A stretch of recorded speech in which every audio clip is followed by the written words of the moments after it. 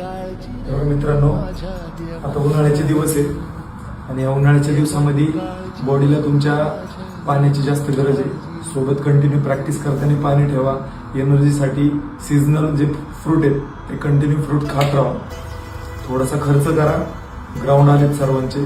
कारण काय होते, आता हा काल मला 1600 आउट ऑफ मारलं त्याने. काल दुपारी घेतलं तेव्हा पण आउट ऑफ मारलं आणि आज सकाळी गोल ग्राउंडला तेव्हा पण आउट ऑफ मारलं.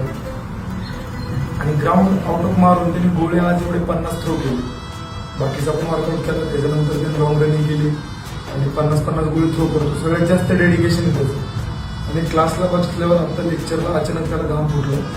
अचानक त्याला त्रास व्हायला लागला, त्याची ब्रिदिंग वाढली.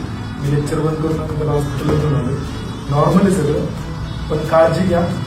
उन्हामुळं थोडंसं फळं आणि एनर्जीसाठी काहीतरी खात जावा. बाकी जास्त जीवापेक्षा जास्त एक्स्ट्रा करू नका. जेवढं झेपतं तेवढं करा. तुम्ही 50 गोळे थ्रो केले आणि तुम्ही 10 गोळे थ्रो केले, तुमचं तेवढंच होणार आहे. प्रॅक्टिस आता जास्त प्रॅक्टिस करायची गरज नाही आहे. जेवढं चाललंय तेवढंच एक्स्ट्रा ओव्हर काही करू नका, जेणेकरून तुम्हाला इंजुरी होईल, तुम्ही आजारी पडसान. आज माझ्या विद्यार्थ्याचं ग्राउंड सगळं आउट ऑफ आहे. फक्त त्याच्या गोळ्यामध्ये कमी जातो. थोडासा 12चा गोळा पडतो, आउट ऑफच्या जवळ राहतो. त्याला आउट ऑफ घालवण्यासाठी तो त्रास घेतो. म्हणून त्याला सांगितलं आता गोळा 12 तर 12च पडू दे, जास्त त्याला त्रास घेऊन देणार नाही. तुम्ही पण जास्त त्रास घेऊ नका. बाकी सगळ्यांनी काळजी घ्या. चांगला ग्राउंड आहे.